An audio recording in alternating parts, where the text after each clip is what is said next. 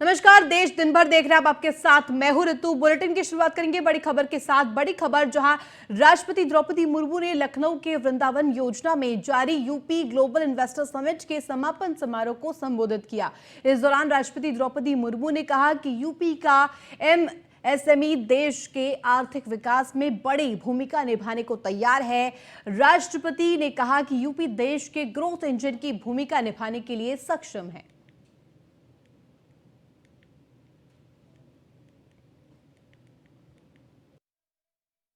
देश के विकास के अमृत काल में उत्तर प्रदेश का योगदान अत्यंत महत्वपूर्ण होगा। बेटियों और स्वजनों, उत्तर प्रदेश की धरती अन्नपूर्णा है। यहाँ के किसान भाई बहन हमारा अन्नदाता है। गेहूं सहित खाद्यान्नों के कुल उत्पादन में उत्तर प्रदेश भारत में पहले स्थान पर है। गन्ना और आलू के उत्पादन में भी उत्तर प्रदेश का देश भर में प्रथम स्थान निभाए हैं। आम और मटर के उत्पादन में भी उत्तर प्रदेश का योगदान सबसे अधिक है। इस इन्वेस्टर समिट में leveraging food basket of India opportunity for food processing पर विशेष सत्र आयोजित किया गया है। हाल ही में उत्तर प्रदेश सरकार द्वारा लागू की गई फूड प्रोसेसिंग पॉलिसी 2023 की सहायता से राज्य के खाद्य प्रसंस्करण उद्योग में विशेष प्रोत्साहित मिलता है। Unlocking opportunity in dairy and animal husbandry sector जैसे सत्र आयोजित करके आप सबने बहुत अच्छी पहल की है। मैं एक किसान परिवार से हूँ, इसीलिए मुझे एनिमल रिसोर्सेज के महत्व का व्यापक अनुभव है। ऐसे अनेक महत्वपूर्ण प्रयासों के लिए राज्यपाल श्रीमती आनंदीबेन पटेल जी, मुख्यमंत्री योगी आदित्यनाथ जी की तथा राज्य सरकार की पूरी टीम को मैं मुक्त कंठ से सराहना करती हूँ। इस इन्वेस्टर समिट के ग्लोबल ट्रेड शो में वुमेन एंटरप्रेन्योर्स और महिला शिल्पकारों को विशेष स्थान दिया गया है। जिस समाज के या जिस प्रदेश में महिला उद्यमियों को प्रोत्साहित किया जाता है, उसका विकास सुनिश्चित होता है। महिला उद्यमियों को विशेष पेंशन दिलाने की राज्य सरकार की पहल की मैं हृदय से सराहना करती हूँ। हम सब जानते हैं भारत में आधा आबादी महिलाएं हैं। उनका विकास, उनका आर्थिक, सामाजिक, आध्यात्मिक विकास नहीं होने से देश का विकास असंभव है। इसीलिए आर्थिक, सामाजिक, शैक्षणिक एवं आध्यात्मिक विकास बहुत जरूरी है। इस दिशा में उत्तर प्रदेश सरकार प्रयास कर रही है, इसलिए उनको बहुत बहुत बधाई देती हूं। प्रधानमंत्री नरेंद्र मोदी ने राजस्थान के दौसा में दिल्ली मुंबई एक्सप्रेसवे के पहले चरण का उद्घाटन किया। इस दौरान पीएम ने कहा कि 9 सालों से केंद्र सरकार रोड, रेल, गरीबों के लिए घर, जल, बिजली जैसे कामों पर खूब सारा पैसा खर्च कर रही है। उन्होंने कहा कि रेल रोड पर खर्च का बड़ा लाभ राजस्थान को मिल रहा है। राजस्थान में तो पर्यटन बहुत बड़ा सेक्टर है। अब जैसे दिल्ली से दौसा के बीच दूरी कम होने से इस पूरे क्षेत्र में फल सब्जी उगाने वाले छोटे किसानों को बहुत मदद मिली होगी। उनके लिए दिल्ली जैसा बड़ा बाजार नजदीक आ गया है। अब राजस्थान आने वाली टूरिस्ट सड़क के रास्ते ज्यादा आएंगे तो राजस्थान में ट्रांसपोर्ट सेक्टर में युवाओं के लिए भी अवसर बढ़ेंगे। साथियों, आज देश विरासत भी और विकास भी इस मंत्र को लेकर के आगे बढ़ रहा है। पर्यटन को बढ़ावा देने के लिए स्वदेश दर्शन योजना के तहत भी राजस्थान में काम किया गया है। भाजपा सरकार ने यहां मेहंदीपुर बालाजी और धौलपुर में मुचकुंड धाम का विकास भी किया है। अपने आस्था स्थलों का विकास भी भाजपा सरकार की प्राथमिकताओं में है। भाइयों और बहनों, पिछले 9 वर्षों में हमने उन क्षेत्रों, उन वर्गों पर भी विशेष ध्यान दिया है जो विकास से वंचित थे। हमने वंचितों को वरीयता दी है। नई रेल लाइन के निर्माण पर भी काम शुरू हो चुका है। इस रेल लाइन की मांग 100 साल से भी ज्यादा पुरानी है, जो अब भाजपा सरकार ने ही पूरी की है। उदयपुर से अहमदाबाद के बीच रेल लाइन को भी ब्रॉड गेज में बदलने का काम हम पूरा कर चुके हैं। इस रूट पर अब ट्रेनें चलना भी शुरू हो चुका है। इससे मेवाड़ क्षेत्र, गुजरात सहित देश के अन्य भागों से बड़ी लाइन से कनेक्ट हो गया है। वह राष्ट्रीय राजधानी दिल्ली के इंदिरा गांधी इंडोर स्टेडियम में महर्षि दयानंद सरस्वती जी की 200वीं जयंती के उपलक्ष्य में समारोह का आयोजन किया गया। इस मौके पर समारोह में शिरकत करते हुए प्रधानमंत्री नरेंद्र मोदी ने महर्षि दयानंद सरस्वती को नमन किया और समारोह को संबोधित करते हुए पीएम मोदी ने कहा कि मेरा सौभाग्य है कि मैं जिस पवित्र धरती पर महर्षि दयानंद सरस्वती जी ने जन्म लिया, उस धरती पर मुझे भी जन्म लेने का सौभाग्य मिला। पीएम मोदी ने कहा कि महर्षि दयानंद सरस्वती जी की 200वीं जयंती का ये अवसर ऐतिहासिक है। ये पूरे विश्व और मानवता के भविष्य के लिए प्रेरणा का पल है।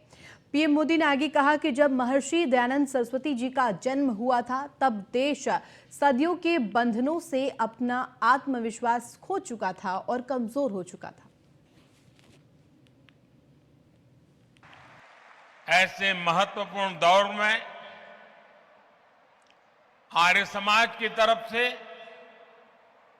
महर्षि दयानंद जी की 200वीं जन्म जयंती का ये पावन कार्यक्रम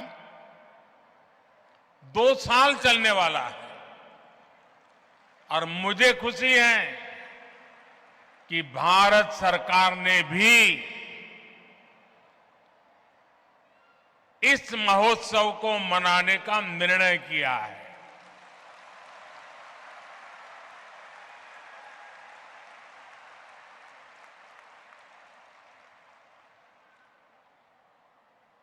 मानवता के कल्याण के लिए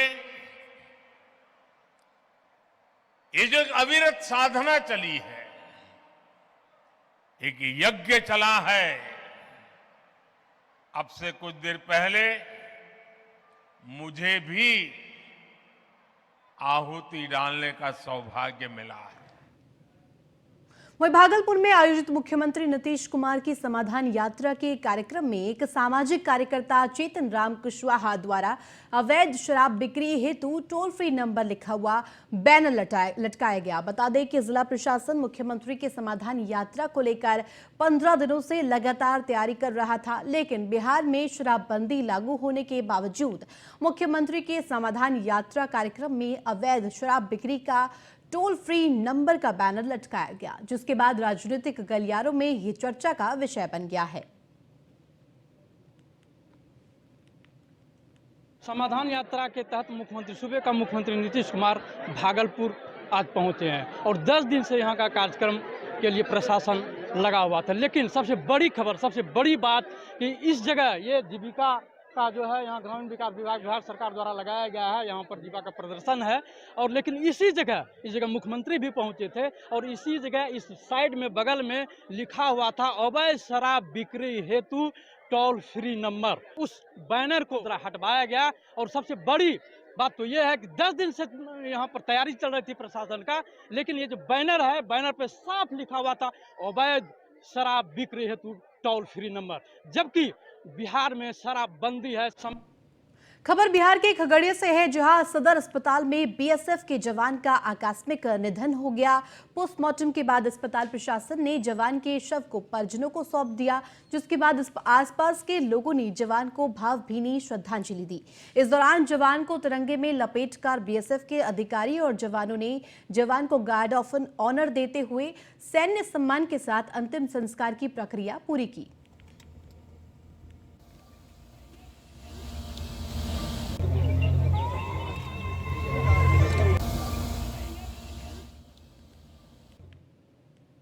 खबर जम्मू कश्मीर से है, जहां रियासी जिले के सलाल गांव में 5.9 मिलियन टन लिथियम का भंडार मिला है। भारतीय भूवैज्ञानिक सर्वेक्षण ने पहली बार दिल्ली से 650 किलोमीटर दूर लिथियम भंडार का पता लगाया है। बता दें कि लिथियम का उपयोग mobile phone, laptop, digital camera, electronic वाहनों के लिए रिचार्जेबल बैटरी के लिए किया जाता है।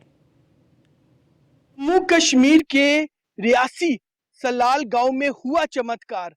लिथियम का मिला भंडार और इस लिथियम की कीमत लाखों में नहीं बल्कि अरबों में है।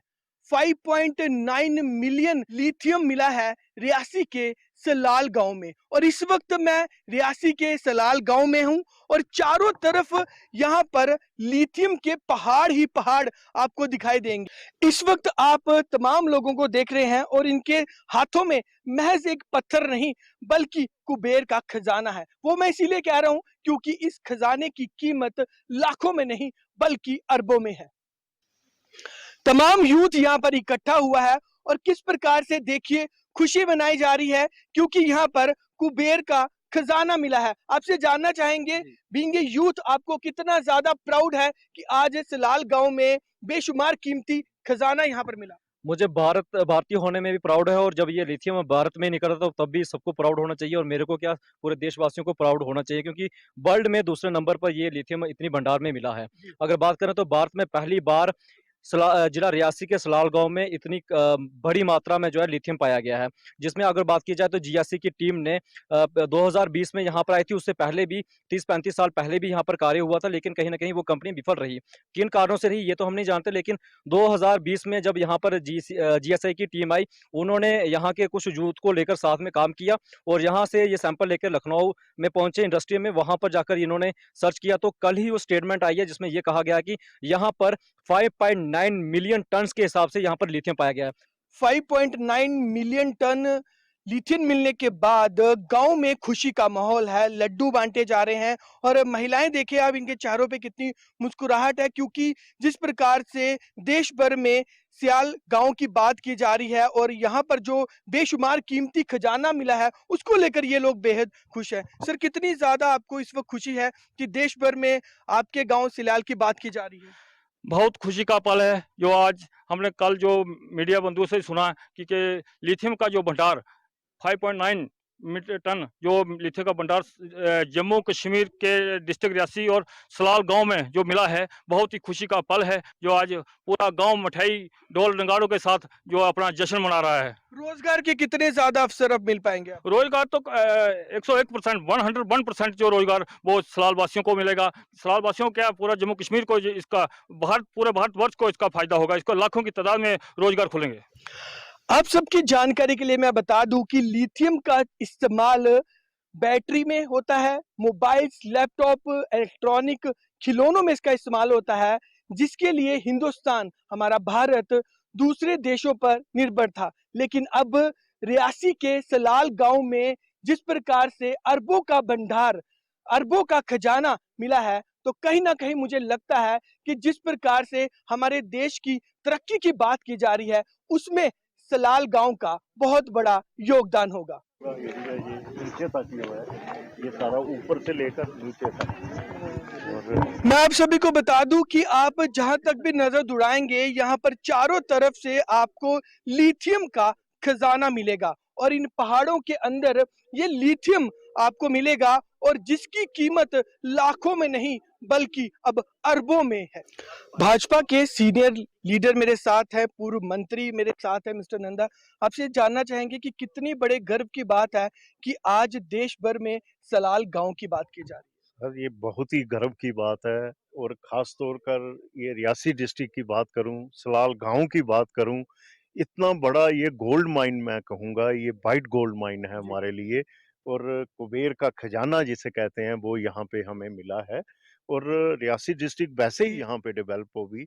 हमारे लोकलाइट्स हों, चाहे स्टेट के लोग हों, चाहे डिस्ट्रिक्ट के लोग हों, यहाँ रोज़गार की कोई कमी रहने वाली क्या नहीं लगता है। है कि सलाल को भी अब सोने की चिड़िया कहा जाएगा? बिल्कुल, बिल्कुल, ये तो है ही है। आप जानते हैं यहाँ जो एनएचपीसी का प्रोजेक्ट है, वो भी सलाल गाँव के लोगों की ज़मीनें वहाँ आई हैं। जी। आज जो पीछे लेक डैम के पीछे है, वो सलाल के लोगों की ज़मीनें हैं। तो सलाल के नाम से ही वो प्रोजेक्ट बना है। तो यही सलाल में आज जो है इतना बड़ा लिथियम का भंडार, जो दुनिया में दूसरे नंबर पे मैं ये कहूँगा। साउथ अमेरिका के बाद अगर देखा जाए तो सबसे ज़्यादा जो है 60 लाख टन जो 5.9 मिलियन जो यहाँ पे लिथियम जो मौजूद बहुत है, बेरोजगार लोग थे इधर गांव के लोग और कुछ काम वगैरह कुछ नहीं था। तो आज हमें बहुत ज्यादा खुशी मिली है कि हमारे सलाल गांव में इतना बड़ा चमत्कार कैसे हो गया। ये पूरा पहाड़ जो दिख रहा है आपको, ये ऊपर से जो नीचे हम चल के आ रहे हैं, ये कई किलोमीटर जो डाउन में जो आप चले जाइए, ऊपर से जो आप मेन ऊपर सलाल मार्केट से आ रहे हैं, ऊपर से नीचे जहाँ हमारा चनाब दरिया तक नजर जाएगी आपको, ये पूरा पूरा लिथियम से भरा हुआ पहाड़ी मिलेगा आपको। हाँ, ये बहुत ही कामयाब जो वस्तु है, इसमें 7 किस्म की धातुएं हैं। हमारी डिमांड पहला नंबर ये है कि ये जो प्रोडक्ट यहाँ पे निकला हुआ है, यहाँ पे निकाल के यहाँ पे इसकी फैक्ट्री लगाई जाए और दूसरा जो हमारे बेरोजगार लोग हैं उनको फर्स्ट प्रायोरिटी पे रखा जाए। और ये लिथियम अब सलाल गांव की किस्मत खोलेगा और कहीं ना कहीं सलाल गांव को अब सोने की चिड़िया भी कहा जा रहा है। न्यूज़ 1 इंडिया से मैं अतुल गुप्ता, कैमरामैन विशाल के साथ। खबर राजस्थान के जैसलमेर से है, जहां राजमैथई में अशोक गहलोत ने अमर शहीद नायक नरपत सिंह की प्रतिमा का अनावरण किया। इस दौरान सीएम गहलोत ने शहीद नायक नरपत सिंह को श्रद्धांजलि दी और कहा कि शहीद के साहस, त्याग और बलिदान के आगे हम सभी नतमस्तक हैं। उन्होंने कहा कि शहीदों का बलिदान हमें देश सुरक्षा के लिए तन, मन और धन से सेवा और संप्रभुता के लिए प्राण न्यौछावर करने के लिए तत्पर रहने की प्रेरणा देता है। उन्होंने कहा कि शहीदों और महापुरुषों की प्रतिमाएं आने वाली पीढ़ी के लिए प्रेरणा स्रोत है। इनके जीवन मूल्यों से सीखकर हमें देश सेवा के लिए संकल्प लेना चाहिए।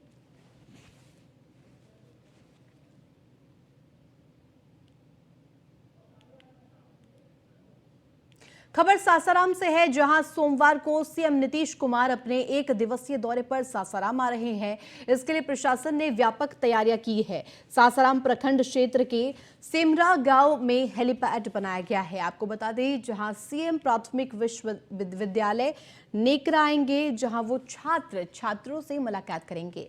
साथ ही विद्यालय के पास लगाए गए विभागों के पंडाल और स्टॉल का मुख्यमंत्री निरीक्षण करेंगे, जिसके बाद मुख्यमंत्री नीतीश कुमार राजकीय अन्य पिछड़ा वर्ग कन्या आवासीय +2 उच्च विद्यालय के छात्रों से बातचीत भी करेंगे। बता दें कि देखते हुए आनन फानन में प्राथमिक विद्यालय के नेकरा में 4 दीवारी को दुरुस्त किया जा रहा है।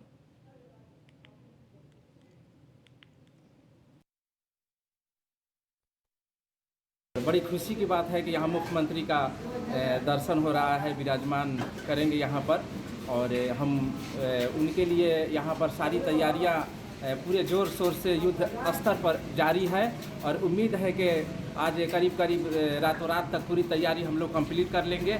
इस तरह से मतलब नगर से सारे अधिकारी और पदाधिकारी लगे हुए हैं। आप लोग को कितना खुशी है छात्रों में, आप लोगों में? हम लोगों में और हमारे गांव के लोगों में इतना खुशी है कि जी बिहार के विकास पुरुष और निर्माण का एक नया लकीर खींचने वाले बिहार के पहले मुख्यमंत्री हैं, इसलिए आ रहे हैं। तो रोहतास जिला हमेशा उनके लिए स्वागत के लिए 24 घंटा तैयार रहता है और इस बार भी पूरी तरह तैयार हैं हम लोग। पूरे के पूरे पार्टी के वर्कर से लेकर यहाँ की जनता भव्य स्वागत करेंगे और दुल्हन की तरह तैयारी है, सज धर के रोहतास तैयार है। खबर बिहार के सहरसा से है, जहां फिर एक बार देवांश प्रिय ने अखिल भारतीय विश्वविद्यालय राइफल शूटिंग प्रतियोगिता में रजत पदक जीता है।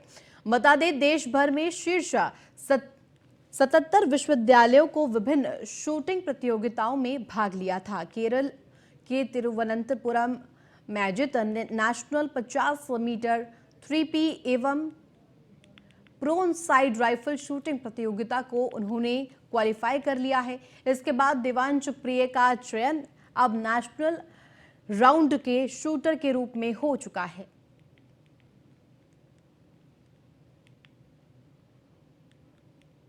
खबर बिहार के सुपौल से है, जहां छातापुर प्रखंड के माधोपुर पंचायत में जन वितरण प्रणाली के दुकानदारों की मासिक बैठक हुई। बैठक की अध्यक्षता माधोपुर मुखिया इशरत प्रवीण ने की। बैठक में जन वितरण प्रणाली के दुकानदारों को निर्देश दिया गया कि राशन का उठाव एवं वितरण समय पर करें और वितरण से पहले भंडार का सत्यापन अवश्य करवा लें। मुखिया ने बताया कि किसी तरह का शिकायत मिलने पर उनके विरुद्ध कार्रवाई के लिए विभाग को अनुशंसा की जा सकती है। सरकार के निर्देश के मुताबिक जन वितरण प्रणाली की बैठक प्रति माह यहाँ की जाती है। इस बार 3 महीना के बाद बैठक की गई है। समय के अभाव में सरकार का निर्देश है सुचारू ढंग से जनता को सामान मिल सके, सरकार के निर्देश के आलोक में जन वितरण प्रणाली चल सके, इसकी बैठक कराई गई। बजट में क्या कुछ निर्देश दिया गया डीलरों को? निर्देश दिया गया कि सामान उठाव के बाद उसके भंडार का सत्यापन करते हुए विभागीय निर्देश के आलोक में वितरण प्रारंभ करें। यही निर्देश दिया गया और सर्वसम्मति से निर्णय लिया गया कि जो भी त्रुटियां हैं उस त्रुटियां को अविलंब समाप्त करते हुए सरकार के निर्देश के आलोक में वितरण करें। खबर बिहार के नालंदा से है, जहां एएनएम हॉस्टल की 6 छात्रों की फूड पॉइजनिंग की वजह से तबीयत बिगड़ गई है, जिसके बाद उन्हें अस्पताल में भर्ती कराया गया। बता दें कि हॉस्टल के मेस में छात्रों ने खाना खाया था और करीब 1 घंटे बाद ही उनकी तबीयत बिगड़ने लगी। सभी को पेट दर्द और उल्टी होना शुरू हो गया, जिसके बाद उन्हें सदर अस्पताल में भर्ती कराया गया। डॉक्टरों का कहना है कि सभी छात्रों की हालत में सुधार हुआ है और उन्हें छुट्टी भी दे दी गई है। छात्रों का आरोप है कि हॉस्टल में खाने की गुणवत्ता पर ध्यान नहीं दिया जाता है। यही कारण है कि आए दिन छात्रों की तबीयत बिगड़ती रहती है। खाने की शिकायत करने पर वार्डन डांट डपट कर भगा देती है। वहीं बिहार के किशनगंज रेलवे स्टेशन पर आदिवासी समुदाय के लोगों ने धरना प्रदर्शन किया, जिससे राजधानी महानंदा सहित कई ट्रेनें घंटों तक विभिन्न स्टेशनों पर खड़ी रहीं। बता दें कि आदिवासी सेंगल अभियान के बैनर तले रेल रोको कार्यक्रम से पहले निर्धारित किया गया था। उसी क्रम में सैकड़ों की संख्या में आदिवासी समुदाय के लोगों ने पारंपरिक हथियारों से लैस होकर स्टेशन पहुंचे और चक्का जाम कर दिया। इस दौरान लोगों ने झारखंड और केंद्र सरकार के खिलाफ जमकर नारेबाजी की। वहीं आदिवासी नेता विश्वनाथ टुडू ने कहा कि पारसनाथ पहाड़ी, जो कि हमारा पूजनीय स्थल है, उसे जैन समाज को दे दिया गया है। साथ ही सरना धर्म कोड लागू करने सहित अन्य मांगों को लेकर प्रदर्शन किया गया। वहीं रेल रोको अभियान की सूचना के बाद मौके पर किशनगंज एसडीएम पहुंचे और उनके द्वारा आश्वासन उपरांत करीब 1.5 घंटे बाद लोगों ने प्रदर्शन समाप्त किया। कई दिनों में हम लोग किए थे कि वो निश्चित रेल रोड चक्का जाम करना है। फिर हम लोग फैसला, मांग क्या है, किस मांग को? हम लोग का मांग है कि केंद्र सरकार, भारत सरकार आदिवासियों की जो प्राकृतिक पूजक, उनकी धार्मिक मान्यता अनुच्छेद 25 के तहत वो धार्मिक कलम कोड की मांग वर्षों से कर रही है, लेकिन आज तक केंद्र सरकार की तरफ से कई बार हम लोग चिट्ठी दिए और धरना प्रदर्शन भी किए, लेकिन आज तक कोई सकारात्मक विचार या फैसला नहीं आया। और आज का मेन मुद्दा है सरना धर्म कोड के हर हाल में 2023 में सरना धर्म कोड की मान्यता सरकार को देना है। हम लोग सरना धर्म कोड और मरांग गुरु को बचाने का, जो हमारा गिरिडीह जिला स्थित पारसनाथ पहाड़ जो जैनियों के हाथ में हमारे राज्य सरकार ने चिट्ठी लिख के 5 जनवरी 2023 को दिया है। इसी का विरोध करते हुए हम लोग मतलब मरांगुरु को बचाने का और सरना धर्म कोड केंद्र सरकार हम लोगों को लागू करे, संविधान में उसको कलम कोड में लागू करे। देखिए, इन लोगों का जो डिमांड है सरना धर्म कोड को मान्यता प्रदान करने का, ये सरकार स्तर की बात है और इनकी जो डिमांड है रेलवे के अधिकारी को इनका मांग पत्र दे दिया गया है। उचित माध्यम से महामहिम राष्ट्रपति जी को संबोधित है, महामहिम राष्ट्रपति जी को पहुंच जाएगा और हमारी इन लोगों से अपील है कि आप धरना प्रदर्शन करें। लोकतंत्र आपको अधिकार देता है धरना प्रदर्शन का, लेकिन दूसरे के कार्य को क्षति पहुंचाए बिना, आवागमन को बाधित किए बिना आप धरना प्रदर्शन करें। ये 11-15 में आए थे लोग, और अभी आप देखें अभी खत्म हुआ 12:30। मतलब कितना देर हो गया है? तकरीबन 1.5 घंटा से जाम लगा हुआ है। जी जी। तो क्या इस पे कोई कार्रवाई भी होगी या क्या करेंगे सर? अब जो इन लोगों का मेमोरेंडम है इसको हम लोग अपने लेवल से ऊपर भिजवाएंगे जहां तक। खबर पटना से है, जहां बाढ़ शहर के उच्च विद्यालय जगन्नाथन स्थित चिल्ड्रन पार्क के कायाकल्प होने की प्रक्रिया तेज हो गई है। इस पार्क को सुसज्जित करने के साथ साथ जल्द ही यहां हुडको के सौजन्य से ओपन जिम की व्यवस्था की जाएगी। इतना ही नहीं, हुडको द्वारा दी गई राशि से बाढ़ शहर के कई अन्य विद्यालयों को मॉडर्न टॉयलेट भी जल्द बनाए जाएंगे। बीजेपी जिला अध्यक्ष सह हुडको निदेशक डॉक्टर सियाराम सिंह ने बताया कि लगभग 87 लाख की राशि बाढ़ नगर परिषद को उपलब्ध करा दी गई है। हुडको की देखरेख में जल्द ही विकास कार्य को अमली जामा पहनाया जाएगा। जो शौचालय की व्यवस्था सारे गर्ल्स स्कूलों में करीब 6 से 8 गर्ल्स हाई स्कूल चिन्हित करके मैंने वहाँ पर मॉडर्न टॉयलेट की व्यवस्था मैंने गर्ल्स स्टूडेंट के लिए करवाया। उसी पैसे से होना है। वो राशि जो है टोटल नगर परिषद के एग्जीक्यूटिव के माध्यम से खर्चा होगा। और मेरा अगला प्रावधान है कि मैं मोकामा नगर, बख्तियारपुर नगर और चलिए फिलहाल देश दिन भर में बस इतना ही। आप देखते रहिए न्यूज़ 1 इंडिया।